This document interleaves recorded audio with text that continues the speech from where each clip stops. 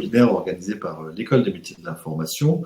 Aujourd'hui, on va se concentrer, on va vous parler plus particulièrement de notre parcours de formation graphiste plurimédia. Je me présente, je m'appelle David Deloy, je suis le directeur de l'école. Et Émeric Théron, je suis le co-responsable de la filière graphisme à l'EMI. Voilà. Donc, on vous remercie d'être venu à ce webinaire. Alors, pour quelques informations très pratiques, ce webinaire, donc, il va durer une petite demi-heure jusqu'à l'épuisement des questions. Et vous n'hésitez pas, évidemment, à nous interpeller, à nous poser des questions. Dans le chat, vous trouverez l'onglet en bas à droite du chat pour nous poser toutes les questions que suscite cette présentation sur ce parcours de formation au graphisme. Alors peut-être quelques mots avant de laisser la parole à Émeric sur le cœur du sujet, à propos de notre école. Donc, notre école, l'École des métiers de l'information, a une petite quarantaine d'années maintenant, et c'est un organisme de formation qui va proposer des formations pour des métiers de l'information, donc c'est-à-dire des métiers du journalisme, pour le dire de manière plus simple. Donc, ce sont des métiers comme journaliste multimédia, secrétaire de rédaction, correcteur-réviseur, journaliste reporter d'image et également photojournalisme. On forme également à l'édition du livre numérique et imprimé. Et enfin, on a également des formations sur la communication responsable pour l'économie sociale et solidaire. Et je vais le mettre dans la communication, même si cette filière est un peu à cheval aussi avec le journalisme, les formations en graphiste plurimédia. Et on vient à l'EMI, en fait, avec 3 objectifs en général. Il faut savoir qu'il y a à peu près 800 à 1000 personnes qui passent dans notre école chaque année.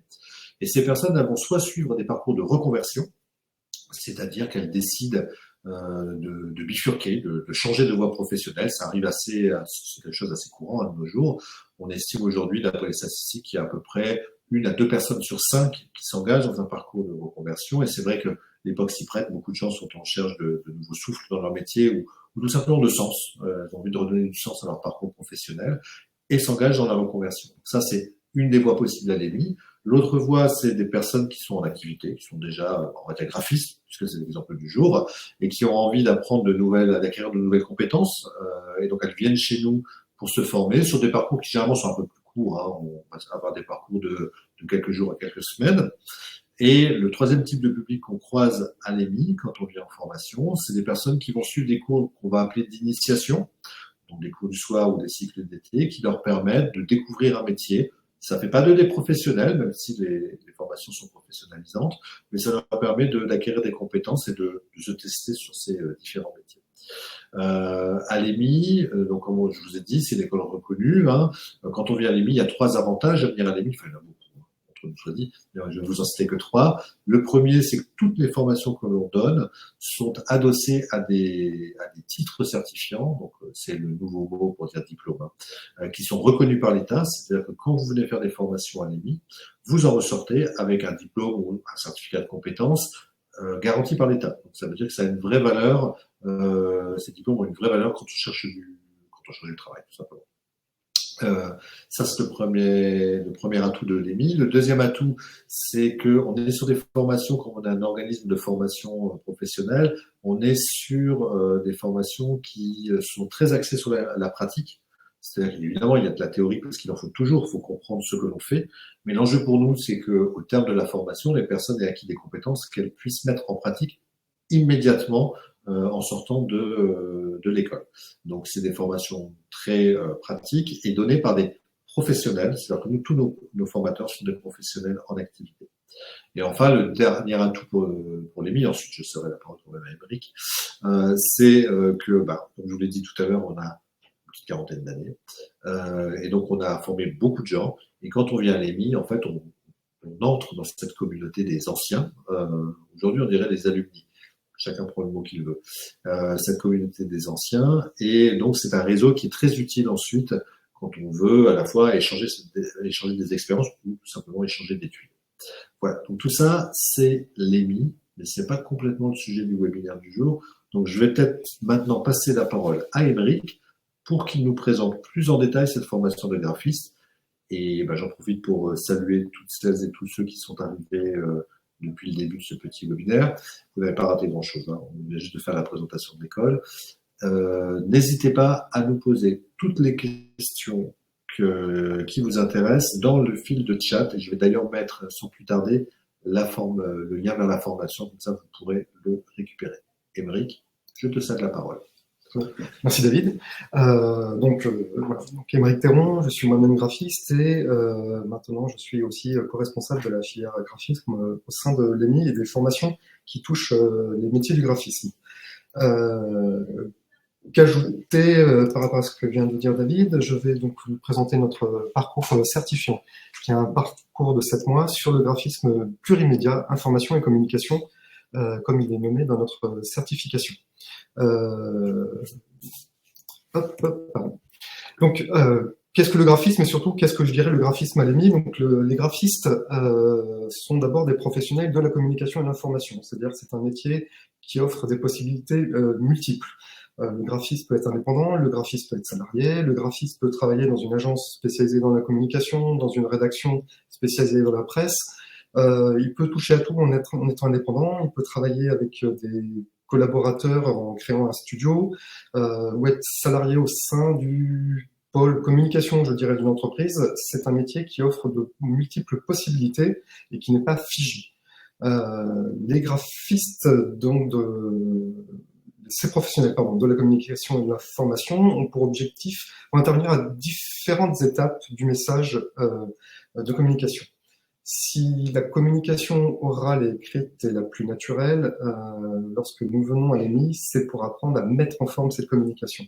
Cela correspond, comme vous pouvez le voir sur la slide que nous projetons, à concevoir donc l'identité visuelle d'une entreprise, quelle que soit sa forme, ou d'ailleurs ça peut être aussi l'identité visuelle d'un indépendant, et très souvent lorsque nous sommes graphistes, nous travaillons aussi d'abord sur notre identité visuelle personnelle, sur notre charte graphique. Ce message peut se développer sur des messages de communication. L'exemple que je vous projette, c'est une campagne de communication pour une affiche, des campagnes de communication pour une affiche, et je reviendrai pour des affiches, et je reviendrai un peu plus tard sur notre façon de collaborer à l'EMI, ou tout simplement un message de communication écrit sur un support papier, d'ailleurs, papier et autres, puisque je rappelle que nous sommes une formation multimédia. Le graphisme même à l'EMI, tel qu'il enseignait, tel que le disait mon collègue David, nous avons de nombreuses filières.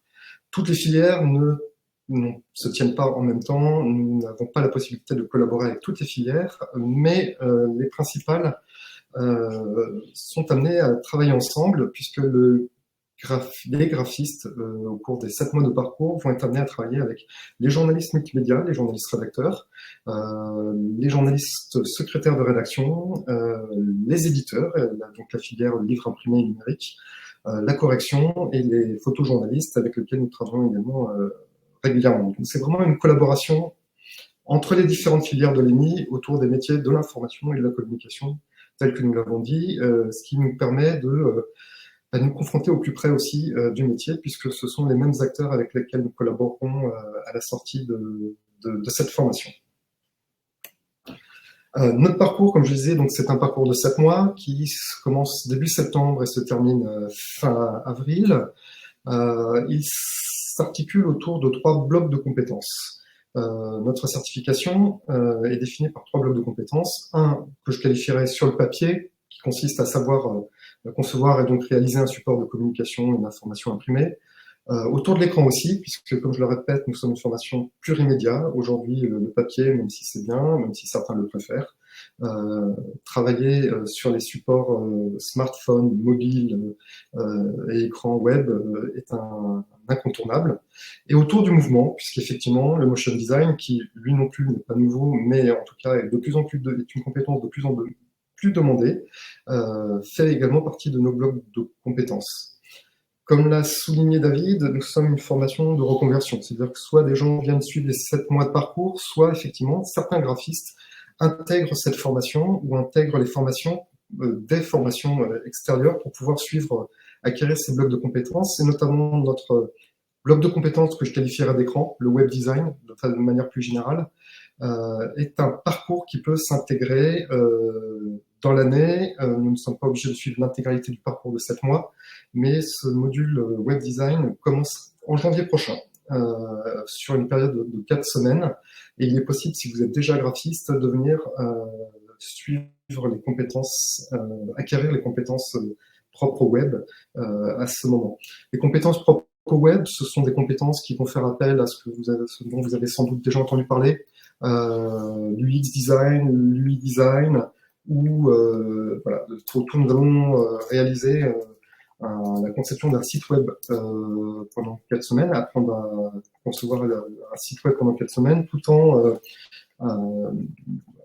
apprenant des notions du UX design, du UI design ou de HTML, enfin, tous les fondamentaux du web design et de certains logiciels. Hein. D'ailleurs, les logiciels qui, eux aussi, si vous êtes déjà compétent un petit peu en web design, comme WordPress ou Figma, sont 2 logiciels qui peuvent être intégrés indépendamment du reste de la formation.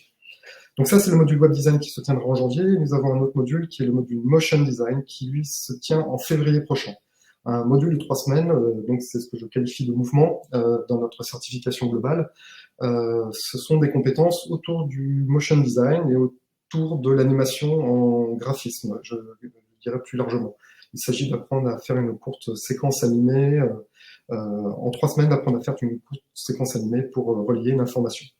Module qui lui aussi peut être décomposé en 2 parties si vous avez déjà des compétences, puisque vous pouvez venir tout simplement apprendre le logiciel technique d'After Effects, ou vous pouvez venir suivre la totalité de la formation qui englobe l'apprentissage du logiciel, ensuite la réalisation d'une séquence animée pour un message de communication ou d'information. Ce que vous voyez, donc, c'est qu'à l'EMI, on a des parcours longs et structurés qui permettent effectivement, en partant de là où on est, d'acquérir l'intégralité des compétences d'un graphiste, mais aussi vous pouvez suivre et vous renforcer vos compétences sur tout ou partie de certains des modules. Et c'est vrai que ça, c'est aussi une de nos spécificités. Aymeric, je te laisse continuer. Bien sûr, tout à fait. Donc, au-delà de ces 3 blocs, comment ensuite vont se décomposer ces 3 blocs de compétences? Tout d'abord autour des fondamentaux, tels que je le décris. Effectivement, alors, il y a l'apprentissage des outils, ça c'est un incontournable, effectivement. Photoshop, Illustrator, InDesign, Figma, comme je l'ai cité tout à l'heure, WordPress, After Effects. Voilà, il y a des logiciels et nous nous adaptons chaque année aussi à la demande des logiciels les plus pratiqués. Mais au-delà surtout de l'apprentissage de ces logiciels, comme je l'ai dit tout à l'heure, le graphisme, c'est savoir mettre en image un message de la communication ou un message lié à l'information. Il s'agit d'apprendre à mettre en forme ce message. L'oral et l'écrit sont des choses naturelles. Mettre en forme ces messages sont des choses un petit peu plus compliquées. Il faut donc en acquérir les fondamentaux, c'est-à-dire apprendre à composer, apprendre à choisir des typographies, apprendre à collaborer, apprendre à choisir des typographies, apprendre à choisir des couleurs, apprendre à mettre en forme, à hiérarchiser ces informations pour faciliter la communication d'un message. Et surtout aussi, si on apprend à mettre en forme, on apprend à le faire avec du sens. Il ne s'agit pas de choisir un élément parce qu'on le trouve joli, mais de choisir un élément parce qu'il correspond à une attente de son client, du commanditaire, et à une attente de son message. Juste une petite question, Aymeric. Je pense que ça, c'est un des éléments importants, c'est que les formations qu'on propose, c'est pas uniquement des formations techniques où on va apprendre à manier du logiciel, ce que vous trouvez dans d'autres écoles et qui est très louable. Hein, il faut apprendre à se servir du logiciel. C'est que la formation, elle est beaucoup plus large, en fait. Elle, comme tu le disais, elle donne du sens. Elle vient expliquer la vocation même d'un graphiste. Elle vient expliquer ce que je viens de dire, excuse-moi. Tout à fait. Oui, bon, nous allons plus loin.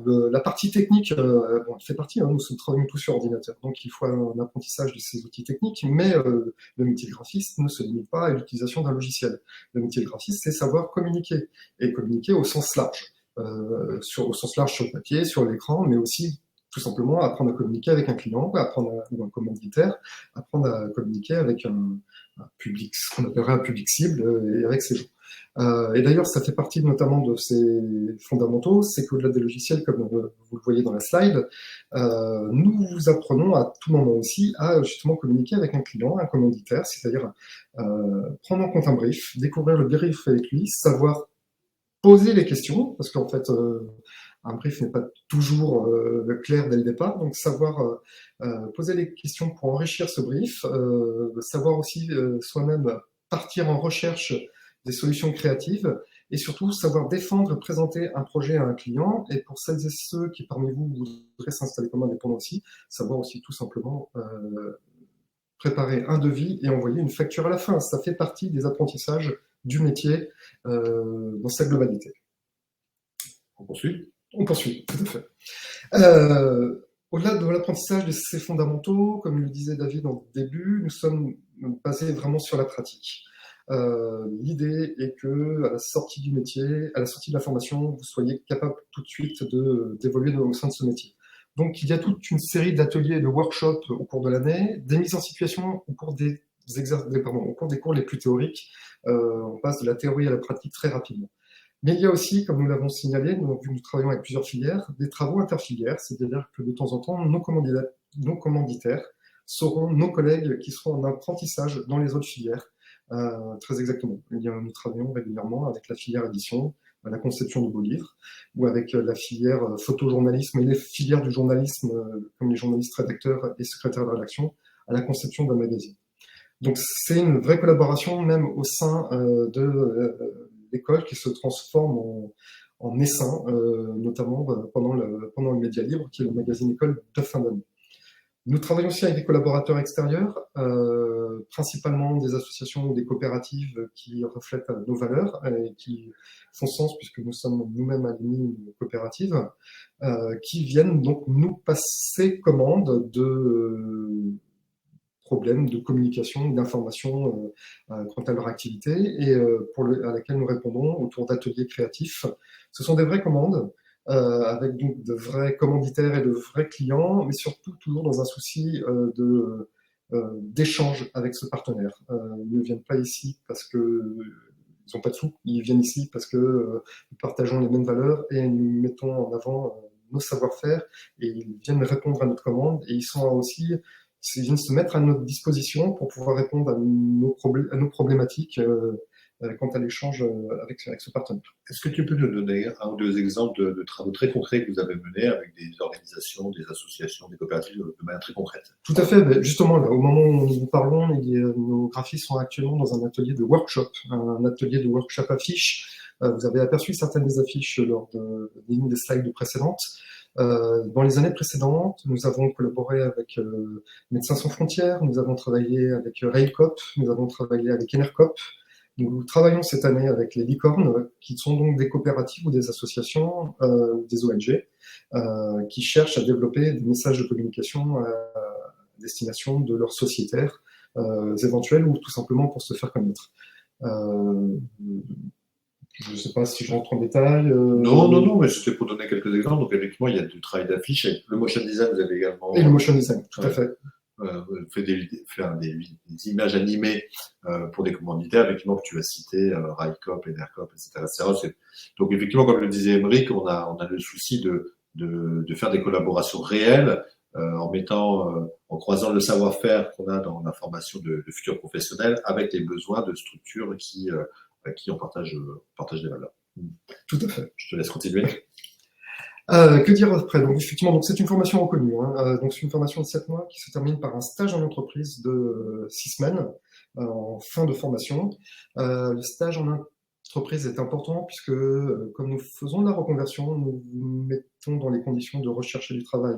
C'est-à-dire que même au sein de la formation, nous vous apprenons à refaire un CV, à préparer un book, à envoyer une lettre de motivation, nous vous accompagnons pendant toute la recherche de stage et nous vous mettons dans l'état d'esprit de continuer cette recherche de stage et de la transformer en recherche d'emploi à la fin de cette formation.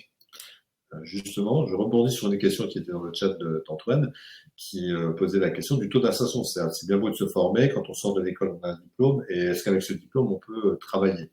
Est-ce qu'on a des statistiques du nombre de personnes qui sont dans le métier à sortir de la formation? Tout à fait, oui. Alors, beaucoup s'installent en indépendant dès la sortie, mais bon, ce n'est pas étonnant non plus, vu que c'est la reconversion, ce sont aussi des gens qui ont une expérience déjà professionnelle, donc se lancer en tant qu'indépendant dès la sortie n'est pas incompatible. Sinon, ensuite, beaucoup aussi trouvent des postes, même salariés, hein, ça peut arriver, ça existe encore, en CDI ou en CDD, et heureusement. Et actuellement, nous sommes sur des taux d'insertion à peu près de un peu plus de 80%. Je n'ai pas le chiffre exact. Je vous avoue. Ce qui est très bon, parce qu'en général, on considère qu'un taux à 60-65%, ça commence déjà à être, c'est considéré comme sérieux. Juste pour compléter sur Aymeric, nos diplômes, en fait, ils n'existent que parce qu'ils sont reconnus par l'État. On ne pourrait pas donner de formation sur ces diplômes s'ils n'étaient pas reconnus. Et ils sont reconnus notamment, l'un des critères déterminants, c'est le taux d'employabilité. Si à l'issue de la formation, nos stagiaires arrêtaient par malheur de trouver de l'emploi ou de vivre du métier pour lequel ils ont été formés, on aurait notre diplôme qui ne serait pas renouvelé. Donc c'est un élément sérieux sur lequel on tient, et d'un point de vue, j'ai envie de dire, conviction d'aider les gens à se reconvertir, mais aussi de toute façon, c'est une obligation administrative. Tout à fait. Et ce qui, justement, donc je rebondis là sur le troisième point, c'est à la fin, comme le disait David, notre diplôme est reconnu par France Compétences. C'est un diplôme de niveau 6. Tous les critères que nous venons d'évoluer, d'évoquer, sont pris en compte pour l'obtention de cette certification. Niveau 6, pour les plus anciens, quand je dis les plus anciens, je me compte dedans, ça correspond à un niveau licence maîtrise master 1 actuellement. Ce diplôme, donc soit vous obtenez la certification globale, soit vous pouvez obtenir des blocs de compétences, notamment si vous avez déjà des compétences, vous pouvez venir chercher des compétences complémentaires, que cela soit en VAE ou que cela soit parce que, par exemple, vous n'auriez pas de compétences web. Vous pouvez donc venir chercher ces compétences supplémentaires dans notre parcours. Et elles sont acquises excusez-moi, mais sur la présentation d'un book. C'est la dernière épreuve de l'année. Une fois que vous revenez de stage, vous présentez un book devant un jury composé de professionnels extérieurs à l'école, devant lesquels vous allez défendre l'intégralité des travaux que vous avez faits au cours de l'année pour valider tout simplement l'acquisition des objectifs et des compétences. Est-ce que ce book, ça se fait le lien avec une des questions du fil de chat, est-ce que les travaux des anciens sont visibles quelque part? Alors, des anciens, sur leur site, hein, de plus en plus, certains montent leur site, mais nous avons un compte Instagram, dont vous aurez le lien à la fin du séminaire, de ce webinaire, pardon, sur lequel vous pouvez retrouver les travaux des stagiaires en formation. Vous avez le making-of, les travaux, vous avez les travaux qu'ils produisent au cours de l'année, et très régulièrement aussi, puisque je suis celui qui fait vivre ce compte, je publie et diffuse régulièrement aussi les travaux des anciens stagiaires pour montrer les professionnels qu'ils sont devenus.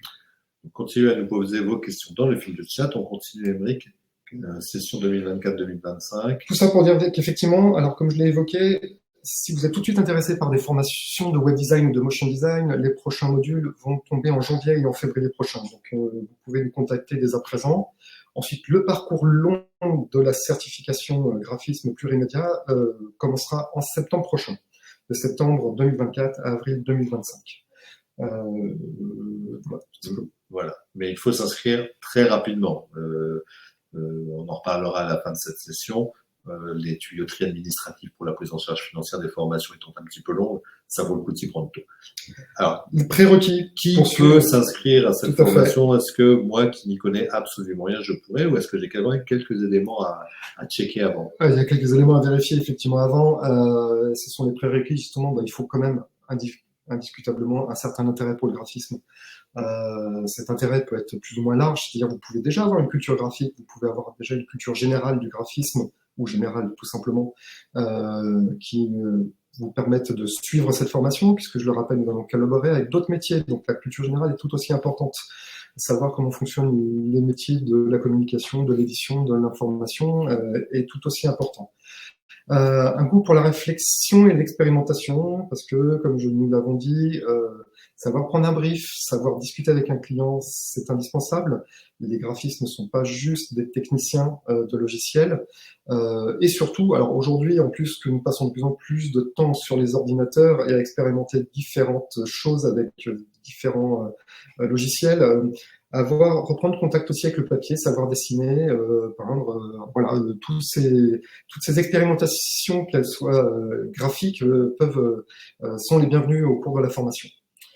Je le répète, une curiosité pour les autres filières, effectivement, ça fait partie de notre culture générale et surtout, nous travaillons avec les autres filières. Donc, il y a un intérêt aussi, une petite connaissance et en tout cas un respect pour les autres filières de l'EMI, puisque vous allez travailler et collaborer avec des éditeurs, avec des journalistes, avec des secrétaires d'action, des photographes et rencontrer toutes sortes, tout type de métiers au sein de l'école. Travailler en équipe, c'est travailler avec des collaborateurs extérieurs, mais c'est aussi travailler avec des professionnels, tout simplement, de notre métier. Les travaux, de temps en temps, vous serez seul pour y répondre à un brief, et de temps en temps, vous travaillerez en équipe. On ne peut pas faire le même travail sur une semaine seul ou à deux, donc certains travaux qui demandent plus d'engagement se feront en équipe. Donc savoir tout simplement collaborer avec des gens tels que vous l'avez appris sans doute déjà dans vos métiers. Enfin, une autonomie numérique. Certains sont plus Mac, d'autres sont plus PC. Nous sommes sur Mac. Vous apprendrez à vous servir de Mac, mais de manière générale, par autonomie numérique, savoir écrire un mail, savoir imprimer des choses, savoir en fait utiliser cet outil ordinateur que nous utilisons au quotidien, être à l'aise avec un environnement informatique est quand même aussi un prérequis puisque vous allez de toute façon travailler sur ces objets. Petite question, Émeric, quand on vient à l'EMI, donc on le voit, c'est une formation qui va être assez pratique.